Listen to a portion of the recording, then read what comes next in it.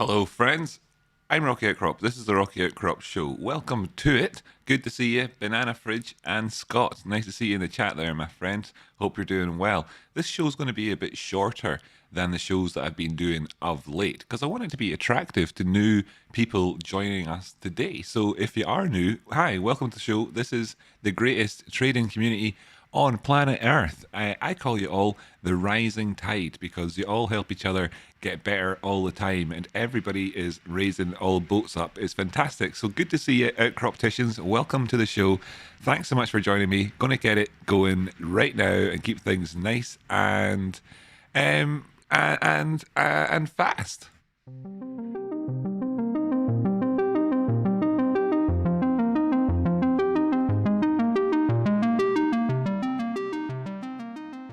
So here we are in the charts right now, taking a look at charts. I'm just taking a look at the news right now on, what do you call this thing again? Evergrande. 33333 is the ticker symbol on the Hong Kong exchange. Thanks so much, Ghosted Dan. That's quality. Thanks, man. Appreciated.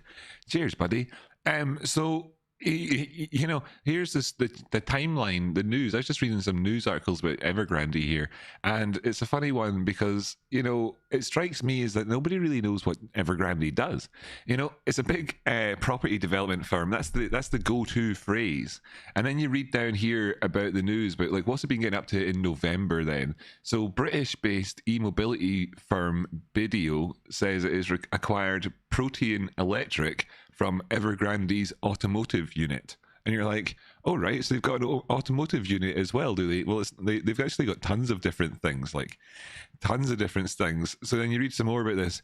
Evergrande once again averts a default, whatever. Evergrande says it's selling its entire stake in streaming services, Hang Tang. So there's another one. Good morning, Shadow of Leptin. You've been a supporter here for 6 months. That's so awesome. Thanks, man. So you're like Evergrande, the big Chinese development firm that's going to go bust. It's also got massive stake in a streaming services thing. Evergrande's electric vehicle division says the unit is raising 347 million from a share sale to fund production of new energy cars.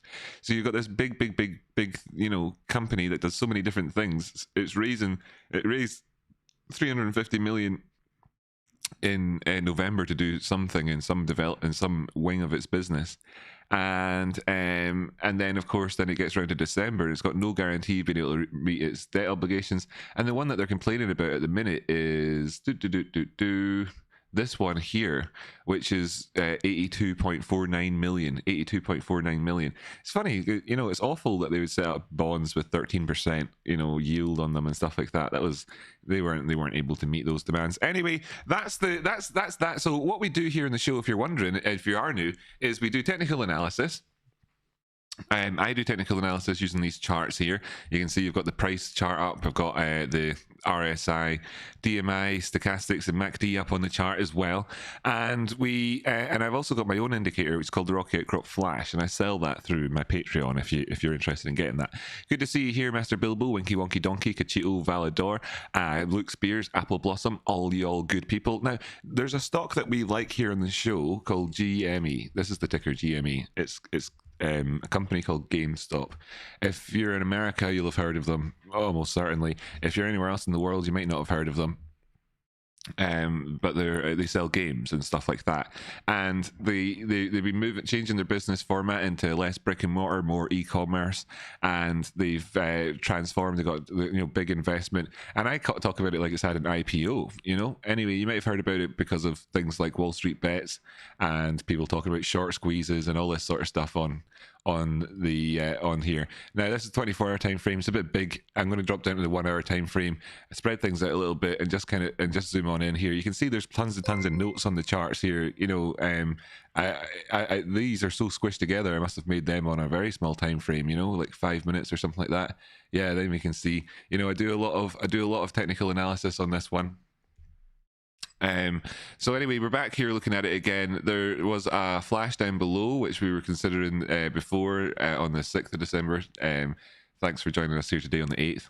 And that got filled in. We pushed up. We left a gap on the 7th of December. It didn't actually get fully filled in. It's partially filled in. This in the terms of those tiny time frames. In terms of the bigger time frames, let's just have a quick sneak peek at the 4 hour. Yes, on the 4 hour, etc., it did get filled in. So there's that debate there that exists with regards to gaps and whether or not they need to be filled in over if they're on. We've done well. Pre-market pricing at the minute on this one is 178.99. We finished yesterday at 177. So things starting off with an okay start to the day. That would be quite good. Oh, we've got a comment in here from Ryan Swales. Sorry, not much. I'm trying to save for the course. That's really kind of you to give me 10 quid, man. Thanks very much. Not trying to sound ignorant, but if Bitcoin is likely to go to 7,000, is there any point in buying in now? I'm talking fractional. Okay, well, Bitcoin USDT, great question there, buddy. In fact, let me just set up my timer thing so that I know I am serious about making this show a shorter show, if I could speak properly, because I want it to be accessible for people who haven't found the channel yet on YouTube. So I've got this little light thing down here. This will let me know when the show's been on for an hour, and I'm going to stop in an hour. I'm going to stop in an hour. It's going to be showing up on people's suggested videos list with a little thing saying it's less than an hour long. They might just click it based off of that. I don't know. I'm going to try that today. So that's a great question. That's a great question that came in from Ryan there. You'll see that in the live chat replay if you're watching this later, asking about if there's any point in buying Bitcoin if it could potentially drop all the way down. Now, let me just stick this up to a big time frame, like 24-hour time frame, and you can see that my indicator on here is showing us that we could go down to 7k, and that's very true. And the question is there any point in buying it? Well, from the point of view of a trader, there absolutely is, because just look at all the movements that you get in this thing. This is not something which is just this is how about we answer that question real quick from the opposite way around. It's like, if the prices would be going to 7,000, is there any point in shorting this thing right now? And I would say, well, hey, that's an extremely distant target away from where we are now at 49,000. It's not something that I would trade towards specifically. And that would be a potentially dangerous thing to do. However, obviously we have had negative price action, and if you wanted to take a trade off the back of this potential bear flag here operating for us with the potential to drag us down to say 42,000 again or even beyond, you see we've been down here recently, and if we need to do this all over again, then there would be a good point in shorting it down there. So in terms of holding out, so you asked fractionally though, because you're looking to kind of buy and hold this thing, etc., forever. Now the truth is that this indicator here doesn't give you an absolute guarantee, and this is very, very far away, and it's come from the point where our market's really massively changed. So while we can look over at other stocks like BlackBerry, and we knew that the prices could drop back down to this level here, 885, even though they'd gone all the way as high as $19, they'd gone up twice as high as that. They did eventually drop back down to $8. It would be harder for me to make that sort of as confident an assertion about that happening if it had been much lower down, in terms of the movement. It had to lose 50% or more, 60% of its value or something to get there. Bitcoin is it's also invented by Satoshi as a sort of as a reaction to the markets and the corruption in banks and stuff like that. And if there was a big market crash, then this might be considered to be like a safe haven. Maybe we never ever go back down to that point there. It's an interesting one. We're still in the process of discovery. In a couple of years' time, we'll be able to answer that question for all future inquiries a lot easier than we can answer it right now, as we're in the midst of discovering this one, this indicator here ourselves, inventing or discovering it. What word's the right word for it? In the meantime, as well, you could also look towards other aspects of things, like whether or not we could go even further. Is this a massive broadening wedge that is going to result in us coming back down to 29,000 again? Do we have to come in and fill in there might be one or two wee CME gaps down there, etc., as well? All those things are real questions, but should you be shorting towards them right now? Well, if you're looking to buy some, make some money off of the back of having bought some, take some of that money out, so that you've paid yourself back, you've still got some, you've made a bit of profit, etc., then you'd be able to have kind of the best of both worlds, where perhaps you, on the one hand, you're paying yourself for this activity, which then leads to this idea of being able to fractionally buy it and hold it. So I see what you mean, though, in terms of in terms of fractional. If you're like thinking like, oh, I could put in something like a tenner a week, then you know that's not necessarily a bad thing to do. But obviously, if the prices did drop down to 7,000, then you'd have lost, you know, so much of that value. It's a very hard one. This is a direct financial advice question you've actually asked me, to be honest with you, and I can't give financial advice. I'm going to have to move on from that one, really, to be honest with you. But I would say that if you aim to become a trader, and then you're trading anyway, then these things kind of take care of themselves to a large extent. You know, thank you so much for the wee kind of shout out there. Membership twins leapt in. Good luck today, traders, from Sal. Thank you so much. That's quality. And Joe Maxwell as well. Hi. Cheers, matey. Thanks so much for that. It's good to see you as well, buddy. Lol, says Apple Blossom. Wait, triplets. Hey, triplets. There's actually more, to be honest. Do you know who else? Rarefied Tennis, Bill the Butcher, AP, Sasha's one of your twins as well. Observe Thyself became a member today. Ghost of Dan. No, not Ghost of Dan. No, it's just you guys. Just you guys. Or something. I don't know. Oh, I've been talking for 5 minutes about crap already. Right, so let's move on from this then. It's 2:25. The markets will open up soon, and we've got another stock that we've kind of liked recently to look at. I don't know why I don't have this on logarithmic. I like having my charts on logarithmic, by the way, people.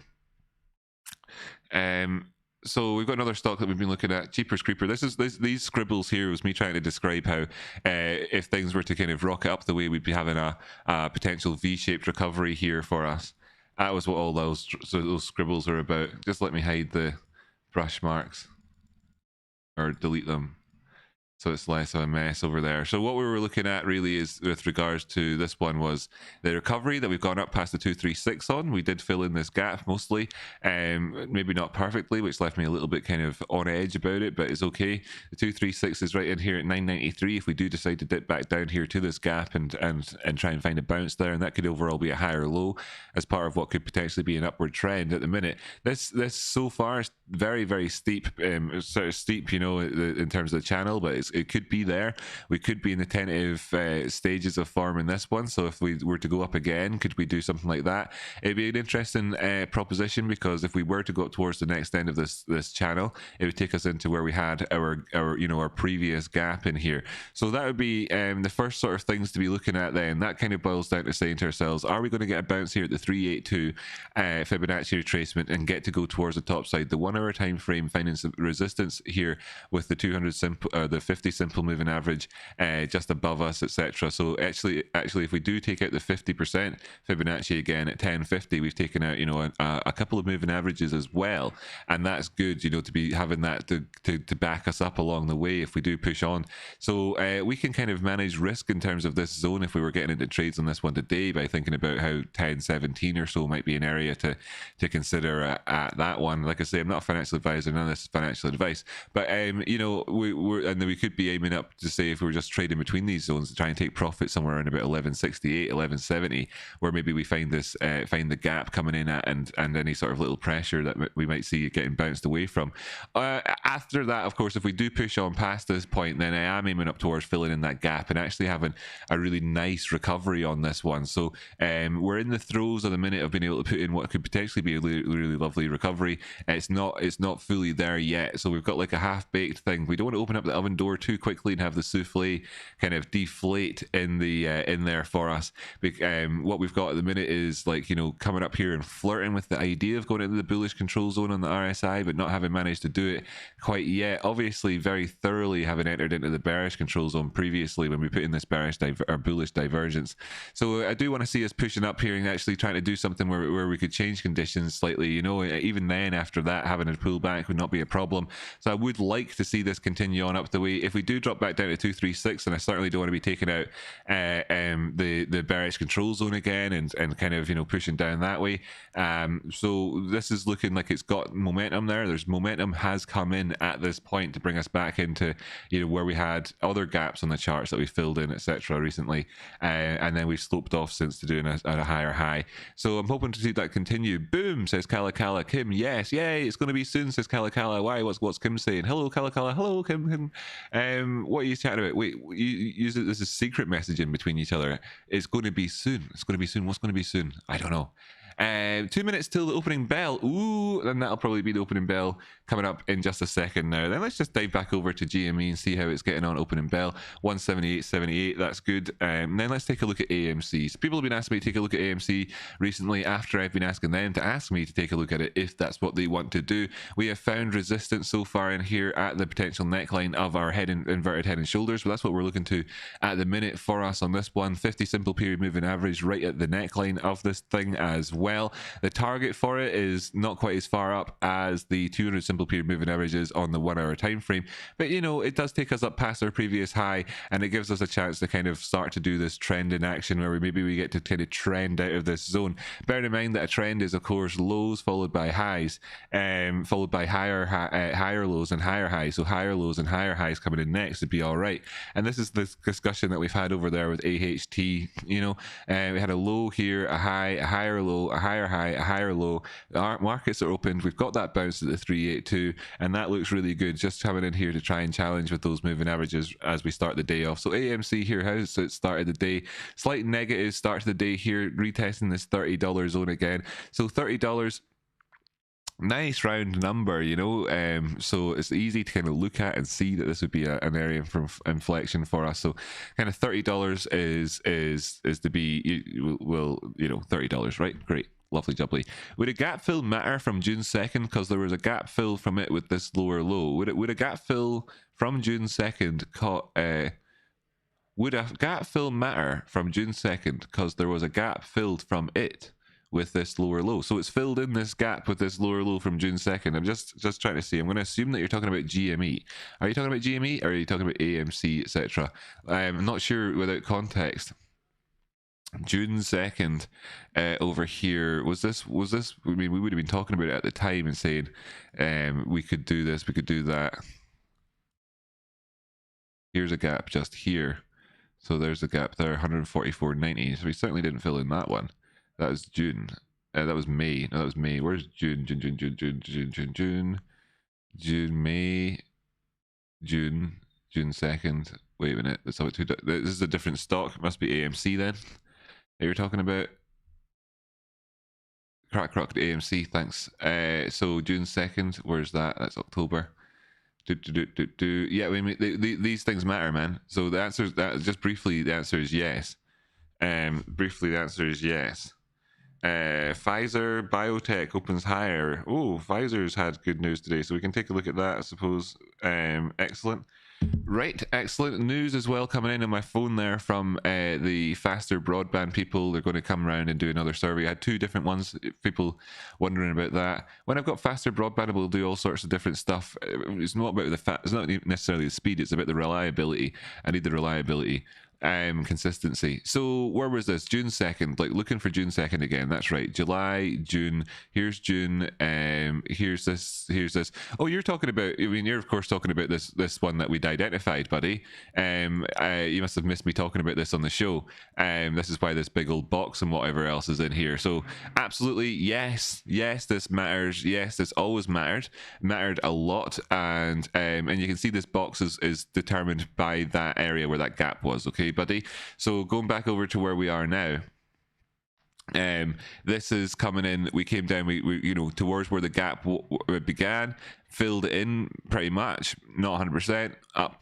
Got resisted at the top end of where the gap was, tried to push away from it, came back down, filled the gap in, pushed a little bit further, all good stuff. Then came up. Where did we actually get down as low as 25, 28? So we, you know, this is one that we've been talking about. We talked about it when we went up to 72. We talked about it being there and leaving it there and saying, well, it's not good to have it there. If we do come back down to fill that in, when we need to not see the prices cascade further down, because that would be the signaling to a lot of people at the end of the bull phase was in at that point, and we were talking about it then back at 72, and talking about it at sometimes, you know, in smatterings over the last couple of weeks as well, as the prices have been approaching this territory and then filling in that gap. So yes, my friend, it matters. This as a Head and Shoulders, by the way, an inverted Head and Shoulders is it's quite rich to call it that, but that's what I'm doing anyway. So just, you know, live with it. And yeah, so this is the psychology is there enough for me. Now you'll also see other types of psychology coming in. I mean, it's not that million miles away from sort of different harmonic ideas and different ideas about markets. I don't really mind. The main thing for me is that if we come back down and put in a low coming in to test this box again at 28.99, that's not a problem. You know, that's a higher low. If we come in again and push past our previous high, then we know that there is actually a distinct lack of liquidity as we drop down here fairly quickly. That would bring us up towards that sort of inverted Head and Shoulders target anyway. So there's kind of all on for that. It's certainly on for that, regardless of the sort of, you know, whichever particular road that you're using to get to Rome on that front. I need your energy in the morning, Sanjo Kojak, says Kala Kala. Why, what's got Sanjo Kojak been saying here? I, for one, look forward to the day where we break the reins of the festering financial carcass that strangles the globe, and we can rejoice again while dancing with bushels and singing songs of the old gods. Indeed, absolutely, that's right. A good old carafe of wine to celebrate along with us, a bit of happiness as we enjoy that. That'll be brilliant, man. I'm looking forward to that too. Satoshi, of course, being really, really fantastic on that front by inventing Bitcoin and trying to help with with radically changing the financial system in the world, and it actually has done so far. The thing with Satoshi is that people say, oh, he invented Bitcoin, and that's very good, and a drop of Satoshi's blood wouldn't do us any harm, of course, but we also know that Satoshi, what he really did was he kind of furthered the whole cryptography thing with money. It wasn't the very first digital asset wasn't Bitcoin. There was plenty of other ones along the way, but it's just that they weren't really, you know, mathematically sound, and it was a big mathematics kind of challenge for a while. It wasn't that Satoshi also didn't know that this challenge existed out there. This is something that was talked about amongst mathematicians and cryptographers and was studied, and it was the sort of thing that's like how you could talk about black holes in astrophysics, or neutron stars, or you could talk about other things like how in engineering there's different things to do with like load bearing tolerances and what you get out of rebar inside concrete or whatever, sorts of things like that. You know, science has led us towards a point where we're able to circle around an area and say, we don't know how to solve this, but when we solve it, we'll be doing well. And then by solving that issue, he invented Bitcoin, right? But it was solving that issue which was the first one, and that's led to so much more than just what Bitcoin itself is. And it's the whole blockchain idea, really is what he invented there with that. It's a public ledger blockchain, and it's absolutely really is revolutionary technology. And it's like, here we are here, and it's like, well, what can you do with it? You can only do one thing with it. It's not very good, is it? And that's, you know, true and false to an extent, much the same way as everybody that said to our pal Thomas Edison or whomever back in the days when electricity was just getting its feet underneath itself, they'd say, well, that's not very good, is it? Or you can light a light bulb up, that's pretty good that you can light. Well, you know, when they first invented electricity, they didn't actually have the light bulb, you know, so they're like, well, it's not very good, you can, like, you know, piss about with that, but you can't do anything with it. And then they were like, oh right, well actually that's good, but you can only really do one or two things with it. Now of course our entire lives are determined by electrics, and you can see the likes of RR Dot, this is Rolls-Royce, let's take a look at Rolls-Royce right now, having, you know, put out electric planes. You know, we're in the world now, we have electric planes engines being developed by the likes of Rolls-Royce. So yeah, we live in a different world. Hey, a different world now. This is Rolls-Royce, one of these other ones, big old potential for inverted Head and Shoulders on this one over the big picture. Here put up to the weekly time frame. It's a bit of a mess on the weekly time frame, but you can get the impression here: shoulder, head, shoulder. Obviously the balance of this thing is a bit wrong, you know, and the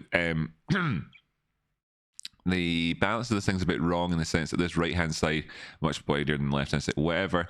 The point that I was making before when I explained it on the previous chart there with regards to how I'm looking at this and saying, well, there's plenty of facets about this which can lead us up towards the top side, exists entirely with this as well. With this big lack of liquidity here, if I had the VPVR on right now, then you would see that it was dropping right off on the right hand side. There we go, there's VPVR just there.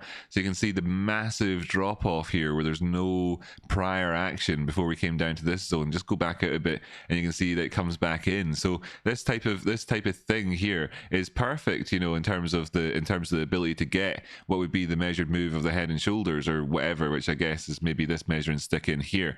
A few things along the way obviously causing us some problems in the meantime, so people looking to buy into this one would be advised to wait until $109.01 if they were getting advice here, which they aren't, because this isn't financial advice and I can't say that that's thing. In fact, you do what you want to do and don't listen to me or anybody else on the internet, and always make up your own mind. As an outcroptician, it's your duty to be self-reliant and responsible, etc. So there you go. This isn't financial advice. If I was talking to myself about getting involved in this, I'd be saying to myself right now, hey Rocky, hold off, you could buy this at 109 rather than buying it at 127 as it is right now and get a 20% discount on this one. It's on for that, that's true. This would constitute a higher low coming in here, quite possibly just a defense of the 50 simple period moving average, and it would be quite nice to see this happen overall, to be honest with you. It would give us higher highs, higher lows along the way. What we can see on the bullish and this is, it's also done that thing I was asking for the other stock to do, whichever one it was, to move into the bullish control zone. So this has done this right here, which is perfect. So we've had this drop off since. It's taken us to the neutral line. Now we keep going up again. Maybe we drop down again overall and then go up afterwards, coming in for, you know, relying on this kind of horizontal. Now you can do horizontal stuff on the RSI that might not be known to everybody. So if I just drop in a horizontal line here and let's just see how this one pans out, then if we did come into this area, just to kind of audit ourselves as we go along, because I'm the type of person who speaks an awful lot, and it could sound like I'm just kind of, you know, talking rubbish. So let's just see if I am talking rubbish for a quick second here. Drop, bounced there, got close to it there, didn't quite bounce off of it. There we have a bounce there. Oh, just here as well there was one. Oh, just here and here we see it. Oh, and just here and here. So, oh my goodness, right? So I didn't know that it would be like that, but you can see that it's actually fairly conclusive actually by the end of that look back, that's somewhere that we could see happening. So if that were to happen overall with Rolls-Royce, then that might be the way that one goes. Who knows though? I'm not a financial advisor. I do regularly tell people not to take my financial advice, by the way, because it isn't financial advice. Just so you know, while we make, you know, numerous percentages by relying on ourselves in a way which only has harmonies with what I'm saying. I'm sure, stuff like that. So, nudge, nudge, wink, wink. Good to see you, Ben. I am looking forward to talking to you and your friend later this evening. Just to confirm with you, I apologize that I hadn't confirmed with you before now, and I believe that I had. I'm sorry about that, man. If that's still on, then I'm still on for that. Good to see you, Ben. Good to see you, everyone. Oh, Apple, you're on your phone. I'm on my phone, and I have no idea what ticker on. That's Rolls-Royce, by the way. I'm going to grab my computer, but we need a bigger ticker. Yes, we do. Yes, we do, Apple. We do need that. I set it all up really beautifully on Jamie's screen with him and then never did it on my own. I should do that. I should have a big ticker, nice big picture of what it is and everything else, and all that up on screen. I'll do that. I'll get that sorted. That's something to do soon. Okay, yeah, great, nice one. Nice one. No sweat. Excellent stuff. Brady Pearl, I watched it for a few weeks waiting for a turnaround, but it never got an entry, says Ghost of Jiu-Jitsu. So you're talking about a particular stock here. Anybody like Big, the big B-I-B-B-I-G, Big. What is this? What is Big anyway? Vinkle Ventures. Sounds like a made-up company, Vinkle Ventures. Sounds like a little bit like something from a made-up gangster movie. Let's go look up Big on Yahoo Finance just real quick, just to see what it says over there. Over on Yahoo Finance. I like looking at things up on Yahoo Finance, by the way, because Yahoo is one of the ones that's of a big name during the .com thing, you know, and and it's kind of like that 33333 stock. Back in the day, you had search engines doing their search engine stuff. Then you had the likes of Yahoo that had that, while everybody would be like, could have been like during the .com thing, they weren't, but they could have said, "Oh, troubled search engine Yahoo is selling off a $300 million stake in its news business," or whatever. You know, it had different stuff on. It has different stuff on the go. One of which is stock quotes and everything. One of them is, you know, you remember people that grew up in the 90s and whatever will remember the likes of Yahoo Chat, for instance. I certainly do. Sanjo Kojak will out there. Anyway, Vinkle Ventures. What the hell is this thing, Vinkle Ventures? It's got a modern looking logo, doesn't it? It's clearly it likes its own app. Vinkle Ventures announces big filing of Form 10 registration statement in connection with planned spin-off of Cryptide Inc. Oh, it's going to spin something off. Cryptide. That might have made some money. That was last month. So there's that. Don't get on the Vinkle Ventures hype train.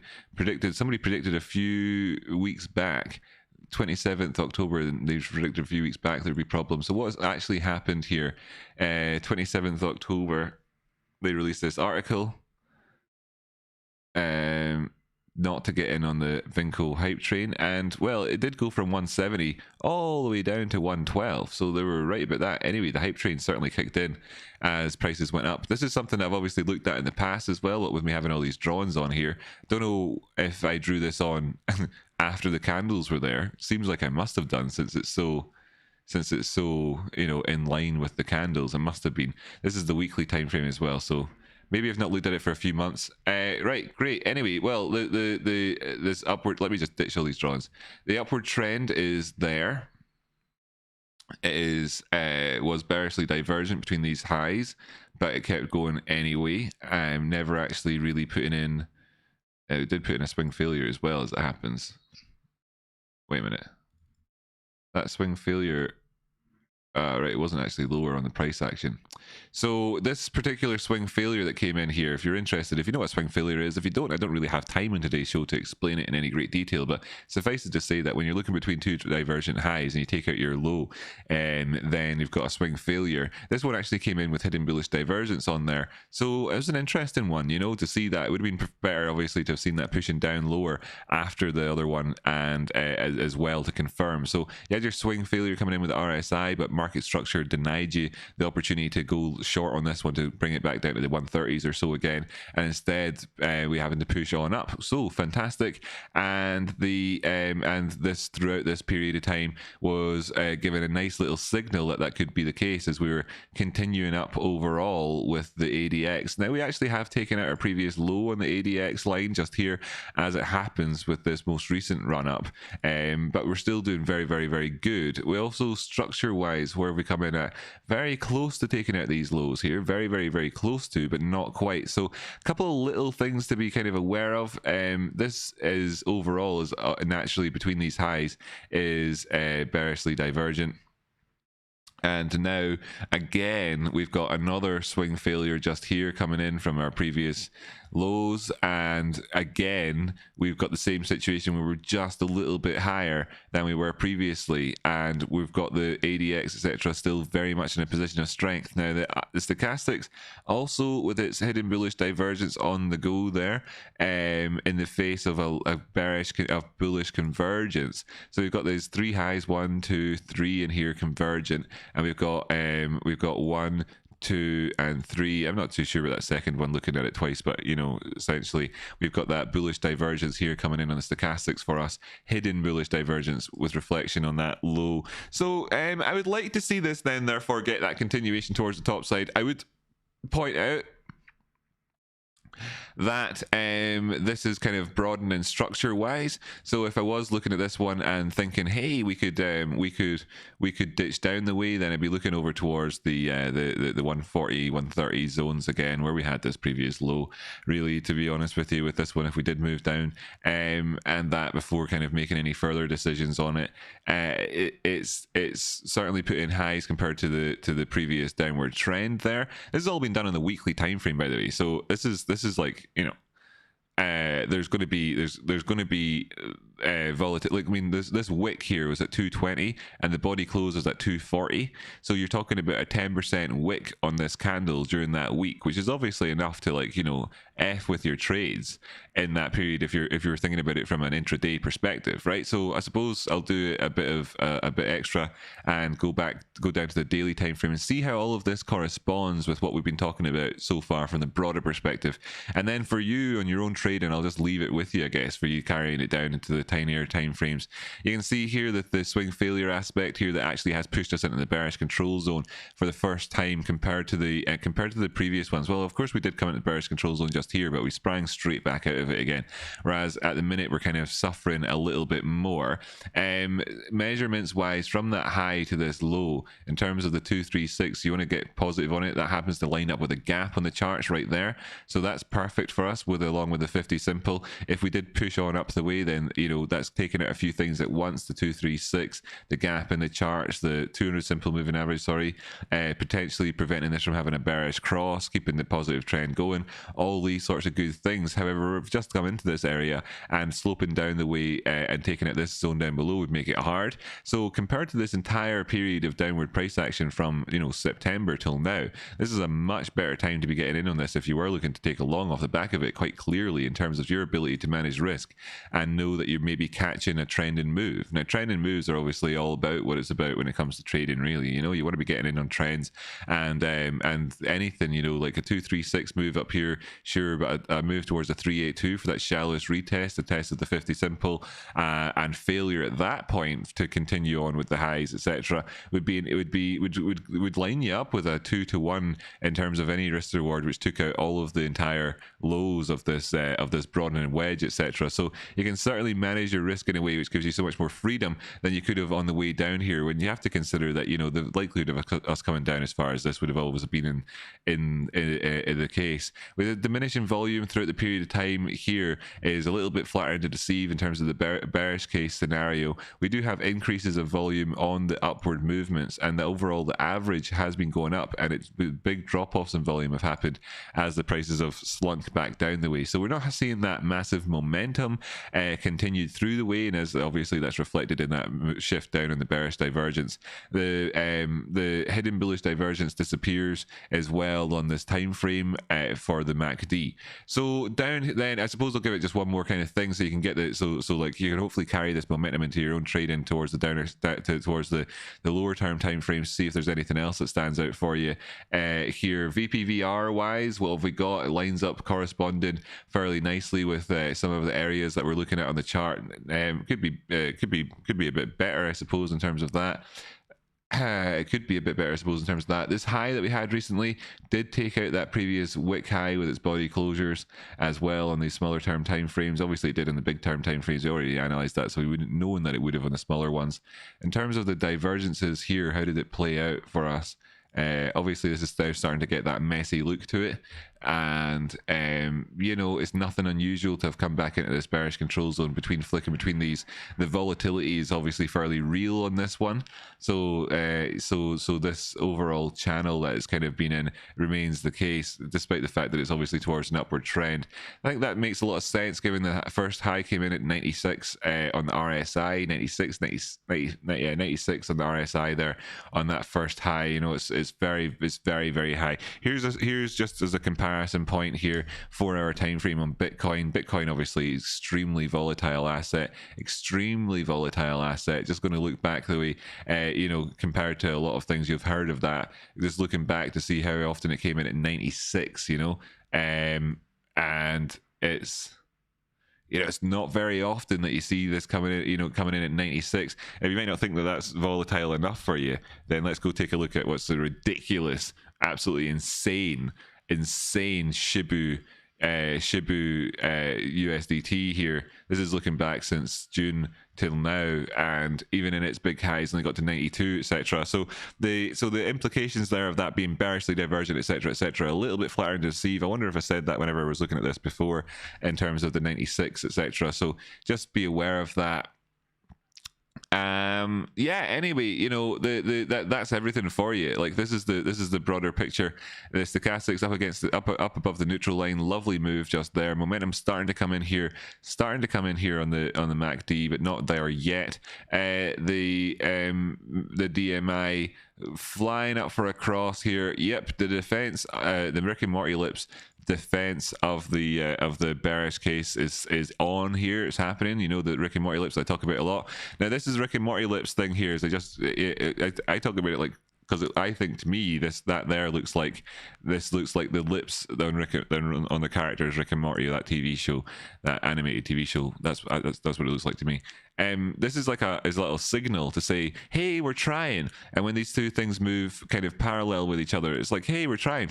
It mostly fails, right? It mostly fails. So we can see this is happening right now with the negative case scenario. But it's you know, this is telling us that we need to wait just a little bit. Okay, be patient. This thing normally resolves itself very quickly. You can see over here that it did it just here. Now it worked there, right? It worked. This is so you've got it coming in here. It looks like we might cross. Let me just show you with the replay button, FFS. You might as well see it properly, right? So so in at this point here, obviously we've had negative price action running down the way, taking out a few key levels. This is a high, then a low, then a lower high, and a lower low, right? So we've got all that on the go, and we're saying here, right? Okay, will we see anything turn around for us? Will we get anything positive coming out of this at all?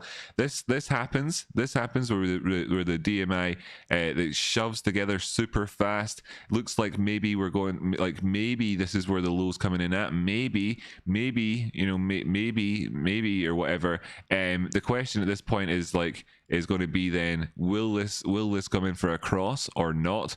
The next one comes up, boom, you got your Rick and Morty lips. What's happening here is a little slight slacking off of the upward momentum as we come in at the 200 simple moving average, and it's saying, well, hey, look, you know, this here wasn't like the best opportunity for a bounce, really, to be honest with you. It doesn't look like there's, well, there's a bit of bullish divergence. That's pretty neat. Opportunity there. Okay, so you're hoping here for us to get a bounce. So you're seeing you got the bullish divergence over here, looking for a bounce. You're saying, I think I could go long on this one, but this Rick and Morty comes in and it says to you, hold on a second, just hold on a second, right? Because let's just see how this goes. And then it failed. You know, it didn't cross. And what happened is, instead we saw the prices drop down. It took out their lows, and it's like, look, whoa. Hands off the steering wheel again, you know, just hands off for just a second. So if we just then jump back over to where we are right now, and we kind of review what I was talking about there now, you can see Rick and Morty lips, we've come up, we've done all this. This could be an area for a bounce, blah, blah, blah, blah, blah, blah. Do you see this? Do you see the point that I'm making? So then if we hold off, you know, that's really good, right? That's really educational, really educational, solid educational section there on the Rick and Morty lip thing. That's one of the best Rick and Morty lip education segments that I've done in here. If anybody is doing me the grace of taking notes of chapter titles, then that would be one to add into the Rocky clips section on the Discord as a little clip for Rick and Morty lip explanation stuff for people, if anybody wants to. If it doesn't happen and it just gets lost in the entropy of time, then that's of course the way that it is on the channel, and that's okay. That's like, you know, it just becomes one of those million gems that are there. So I invite anybody that is watching along here and thinking to themselves, oh gosh, this guy does education and it's like that, and they want more of that, to go ahead and look back through through all my old video content. There's lots of that, and also as well to then think about joining up to the course, etc. Hydration check, everybody. Yes, do take a drink of water, and as well, if you want to, you can hit that like button on the stream.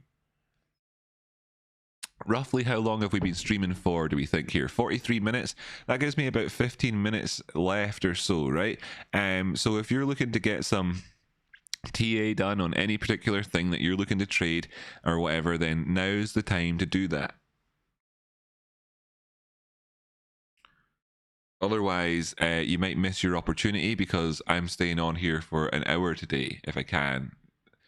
I'm very orange, haven't I? Am I too orange? I hope I'm not too. Maybe it's just the monitor over there is a bit weird looking.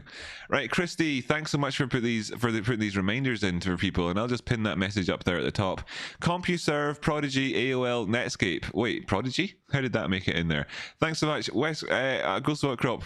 Thanks so much. Love Rock Fire. Thanks, man. That's really great. How does one go about rehypothecating super chats?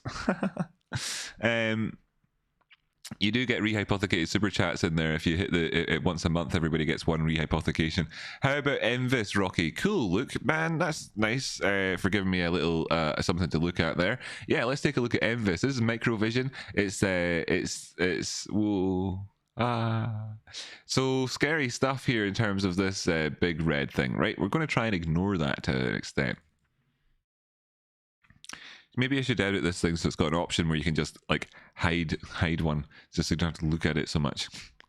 Right. Anyway, this high, wedgy, bearishly divergent, no doubt. Didn't actually.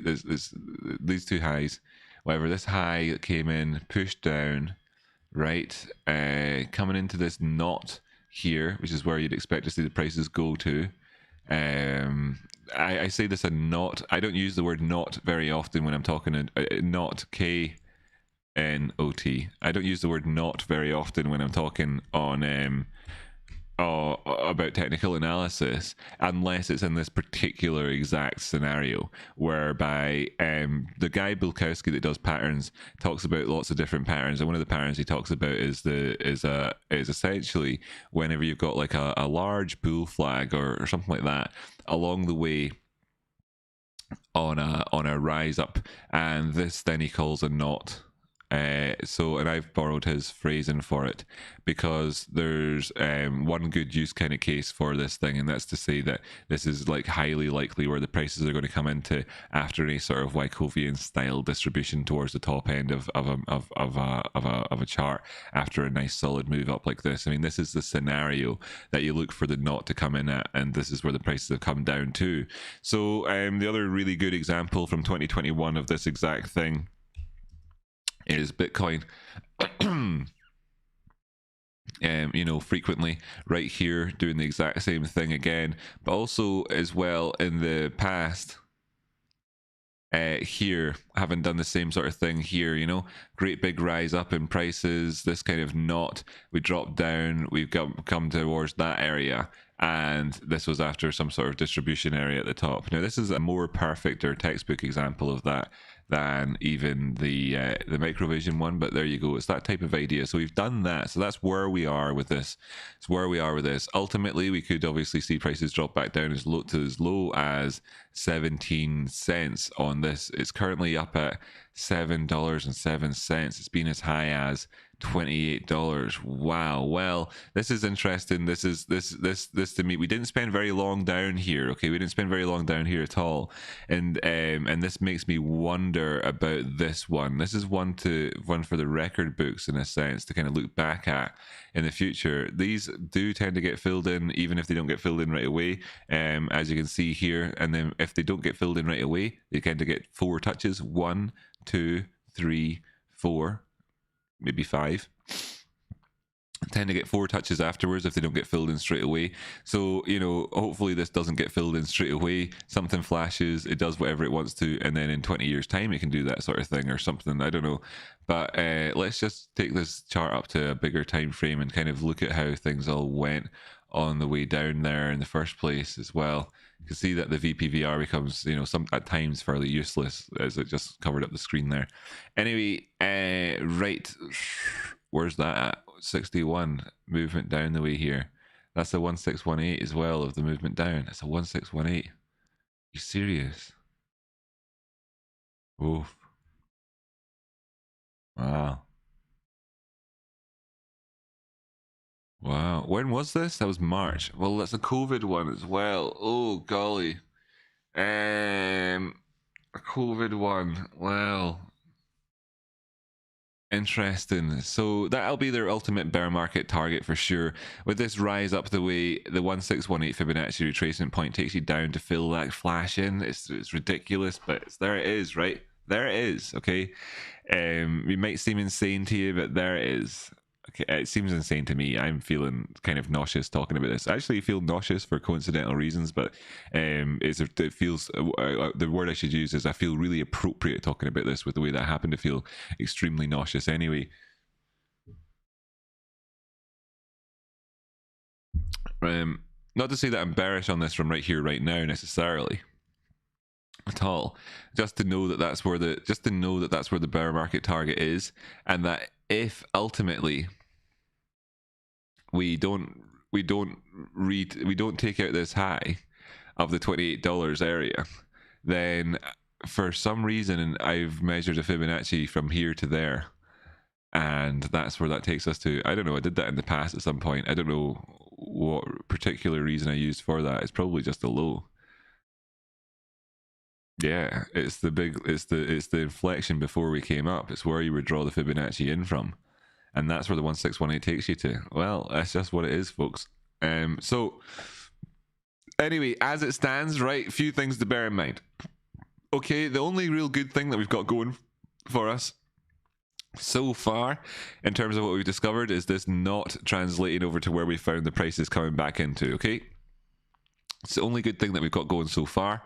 We've got these two lows on the go here. Have we got at least one prong of bullish divergence on the go? Yeah, we do. So that's two good things. TWO good things.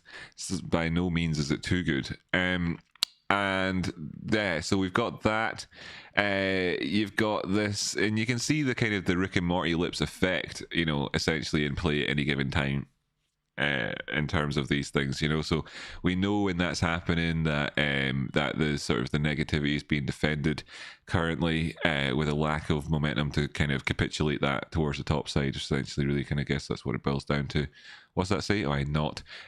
So yeah, so it is what it is until it is what it isn't, right? We've got a bit of bullish divergence on the go here. This could take us up, but I wouldn't expect us to take us any further than it's 871 from current prices of 691, 696. That's a seriously good rise up, which will make people feel seriously bullish. But actually, you know, really, they just end up shitting their pants. 830 would be a gooder place to take profit at, given that's where the 618 golden pocket is between those two.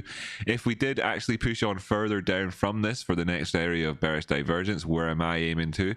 Well, I'm actually going to use the 1618 again here. Just say 541 would be my first target, probably on that for the next low. If not, perhaps down as low as 442. This is a bearish trend. The other good thing that's coming for us is that we've kicked off of the 50 simple the 50% Fibonacci retracement tool line, right? So so what we've got, good side, bad side. Let's Abraham Lincoln this shit, shall we? Abraham Lincoln had this method where he would like to this is seen as being like amazing, but I would say it's debatable, especially if you're the leader of a country or whatever, to go about doing this sort of thing. But anyway, let's write down all the pros and all the cons. Great, right? And then we'll add them up, sort of thing. Cons, it is fucked. Pros, we might get a nice bounce. Okay, when Abraham Lincoln did it, he used a bit more detail than I did there now, but hey, there you have it. There's your tea on it. Right. Excellent. Excellent stuff. Now, of course, it doesn't need to be fucked. It could, you know, if that's the main thing about it is that when what we're looking for here is going to be coming into seeing, are we able to turn this thing around? From this point here, you know, we have the potential to get some niceness, but have we got the potential to turn it around? Well, I mean, we've got the potential, but it's like a seed has the potential to be a giant oak. It's not got, you know, it's nothing at the minute. What we need to see actually is for this to actually put in like a high. So a higher high would do the trick here. Let's have one of them, and then maybe we can then aim up towards the 200 simple period moving average at $13. Maybe then we turn things around, take out this $28 area, then things are great, kind of, you know, looking towards the future, brilliant, wonderful. You know, that's miles away from where we are now, 4x in the price from where we are now. So we could trading up towards that zone, fantastic. Doing all that in between, trading this along the way is how to go. This is actually fairly, you know, got fairly big moves in its armory when it chooses to use them. And while it is what it is what it is until it is what it isn't. The fact that we come in for this knot here, having had a big drop down, does give me the idea that we could have a nice bounce. The 50% Fibonacci retracement area, good. Another Dow theory basis idea for a bounce. It's not in absolute value, it's done in relative sort of sense. In terms of if you were looking at this from a point of view of like the linear chart, we've had a retracement down as far as the 786. I would then caution, if you're looking for if you were saying that this is where the bounce comes in at specifically, to have ignored the 0.886 here on this one as being the next potential area to go down to. That's 448, and that ties in with if we were to actually push for another move down as it stands on a linear basis. To say that this is like enough as it is here would be churlish at this point. Okay, cool, excellent. Enough with the microvision. We need some macrovision. Anybody got any macrovision? Let's go take a look at some macrovision. Ghost of Jiu-Jitsu guy, sorry, I was in the daily, I think, says Ghost of West Coast Arena. The ghosts are talking to each other. Ooh. But other than that, how was the play, Mrs. Lincoln? Pros and cons. Don't have to cook dinner for two anymore. Cons. Anyway, hey Rocky Outcrop, any chance you've looked at ENS USDT? Don't think I've seen it on the streams, but interested in your opinion. ENS. What is ENS, by the way? Do I know ENS? ENS, I would be saying a quick read. Ethereum name service price, Ethereum name service. You're talking about this is a DNS, and they're calling it an ENS system, and that there on its own, I didn't realize that's what they were doing. I thought Ethereum would have had that kind of built in. This is obviously DNS type thing. Yeah, it's a readable username that's portable across dApps, blockchains. Why it's important for Web 3.0. Cool. Yeah, whatevs. Did they spin this off? Is that where this came from? Did they spin it off from this? Because you could have had it. I mean, I've got Rocky Outcrop.eth, you know, for example. I didn't think I did that through ENS. I think I just did it through Ethereum's primary blockchain. If you want to donate Ethereum to me at any given time, by the way, you can do that. Let's just have a quick look. Rocky.outcrop. I've got the subdomain as well. .eth. Oh, that's us out of time. Enable support of Ethereum name service. Oh yeah, cool. It's Ethereum name service in Brave. Yeah, great, cool. So like proceed. Yeah, proceed. MetaMask is querying. You know what? We should probably close this so it doesn't give away any sort of data. I don't think it's gonna. All right, closed. All right. Nice. Just in time. Okay, so anyway, there you have it, right? So you can, if you want to donate to me ever or anything like that, you can do that at rocky.outcrop.eth. It's official. Also at like rocky.eth and outcrop.eth, I believe, right? But you don't want to double check that with me first. Right. So okay, so ENS, cool. Okay, we know what it is. If you want to do this, by the way, on Tezos, you absolutely can as well. Just be sure as well, if you want to go and follow me on Twitter, then you absolutely can. You'll notice that my name over there on the old Twitter sphere says rocky.tez at the end of it. It's because, of course, I've got the Tez domain name as well for Rocky Outcrop and that. So just so you know, do follow me. Make sure if you follow me, though, it's officially me, just one underscore in the middle, not that guy that's trying to scam people. Yeah, let's go take a look at ENS USDT, buddy. Right, ENS USDT. And thanks. I feel like I've looked at this before in the past, because I feel like I've looked at it before in the past. You can see I've got that feeling about me. But as you can see, 10th of November. It is brand new. Oh, it is. That was kind of somebody to just donate to me. Thank you so much, whoever that was. I'll check that out in just a minute. Top notch TA as always. Thanks, Luke, man. Oh, 42.69. That's very kind of you. Generous, man. Thanks so much. Thanks so much, man. I really do appreciate it. You know what? Actually, to be honest with everybody, it's really important to me that you know. Thanks, Luke. So it's really good. I try, you know, and then to be told afterwards that it's what is it? Am I just a wee sensitive wee boy? Is that it? Anyway, right, great. ENS, right? This obviously is brand new. This it was brand new over here anyway. I don't want to look at it on a brand new chart if it's only just made it to Binance. Let's go take a look at KuCoin. It's only just made it to KuCoin as well. Let's just see elsewhere. Huobi. Is it? Yeah, it's brand new. This thing, right? ENS USDT. I'm just going to do it on Binance because that's likely where the better degree of liquidity is on this thing. Do I? What is there to say? High, low, high, low. This wick high lower than this one. 24-hour time frame. Therefore, going to give you a confused picture compared to somewhere else, like say the 1 hour time frame, where you're seeing different types of movements. This is still a confused picture, but let's be frank, you know, this is a lower high, this is a low. Is this a lower low? It's not a lower low, it's a higher low. What's going on in this one? Well, look, this is fresh, brand new, and let's go from the high that it put in there in terms of this chart down to the low that it put in, which is ultimately in around about here, and the 236 is in there at 57.75. 618 golden pocket would be in there at $88, and that would be pushing past our previous high. I mean, how likely is it to get there in one fell swoop?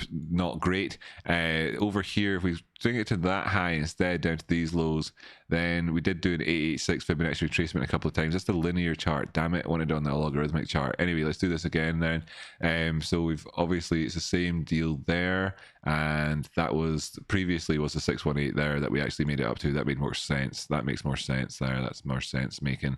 This is the 236 in here at 50.73. That makes more sense as well. Right here at the yellow line. Yeah. So even when you're in a sideways trading brand new asset, to me the logarithmic chart tends to make more sense, and it makes sense that it would make more sense, right? Because when you think about how much you earn, how much you've earned on a trade, or what profit or loss you've made, you think about it in terms of relative movements of those profits and loss. You don't tend not to think like that you made X dollars. You tend to think that you made X% and stuff like that, right? So obviously it would. It just kind of seems obvious to me. For the fact that it doesn't seem obvious to the rest of the world is somewhat shocking, but it doesn't mean that I don't look at the other one. As you can see, I do all the time. This nice little kind of bit of support in there at that 50% line as well. Interesting. So there is kind of an interest. There is, despite the fact that this is, you know, kind of bullshit, just all in one wick there is some sort of interest off the back of that, but there's can only take you so far, and it's taken us that far already, and let's not try and extract any more value out of it than we need to. Let's go from that previous high though to this most recent of lows. 236 is in here at 46.55 instead. Now we've come up towards the 382 Fibonacci retracement already, and then we've pushed back down again, giving us the opportunity to kind of try to describe this as being like an inverted head and shoulders, but this wick kind of belies that for us a little bit. But nevertheless, you know, we've got this the 382 Fibonacci retracement is the shallowest retracement that you're really looking for after the 236, and we've done that already, and it could, you know, obviously be done then in that sense. So it does give you the opportunity to manage risk here, as we were looking at it from whatever the other perspective was, the other time frame there, and kind of asking questions about could we push up from this zone. We could at the you know, in the 236 from this high to this low is at this point here. We're at this point right here where the prices are, and we're just about to maybe go past that again, and that's obviously a clear inflection point in the markets that you can see in terms of our prior highs, etc., that this has obviously been the deal back here. But we're not there just yet. This could obviously be could obviously just be enough. It could be all that you get out of this one. So now we understand kind of where we stand on the markets, managing risk here at movements down past the 236. Probably fairly wise on this front. It's not just to the 236. It's past your previous low, and the question obviously is in a shorter term time frame. You'd be trading this. You'd be saying, well, hey, look, you know, this is the 50-minute time frame. We've just come in for a death cross on this one. We just had a golden cross. Movements outside of this zone could then actually see this get the continuation, you know, cross here. If this actually fails at this point, then it would be looking for continuation towards the downside, and that would be kind of in with regards to whether or not, you know, the overall market's decline. It's a brand new coin. You'd have to really look in elsewhere for things like that. You'd also be wanting to see how Ethereum's doing as well. So just doing a TA on one thing on its own in cryptocurrency land is generally speaking fairly inadequate way to do things. Ethereum itself having a decent enough rise today.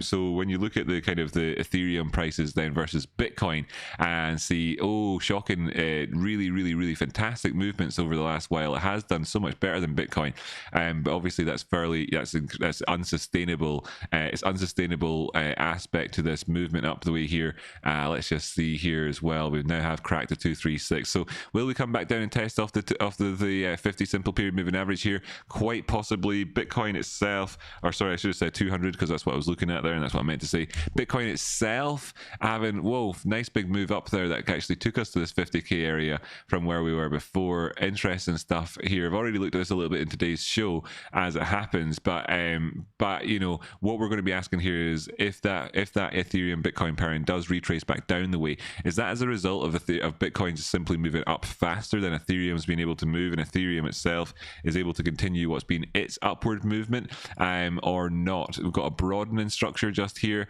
We've made it into the bearish control zone and the bullish control zone. There's a bit of confusion in the market. So if we don't actually make it past those two zones, then we're diamonding out here. We'll have the same range that'll take us either up the way or down the way there for us to look to afterwards. So bear those things in mind and put those things together when you're trading it. Or else, if you're trading ENSUSDT at the minute, then what are you really doing? Are you trading it? If you're looking for something that's going to be like some sort of like, this is the holy grail cryptocurrency that you're going to invest in for life because it's just going to be the best, then you're making decisions off the back of a chart that looks like this, which is not anything to actually make a decision on at all. That's impossible. Here's a monthly chart for you. You know, that's an impossible decision. So I think at the end of the day, when the TA boils down to kind of could be described as sounding somewhat like this, like a little bit more positive than it is negative, with the fact that really, you know, it's silly to describe it as being anything other than just really ultimately sideways. That's where we are with that one. And that brings me nicely right all the way back round to the end of the show, ladies and gents, because we are absolutely officially out of time now. I think I've pushed past the 1 hour, which I didn't want to do.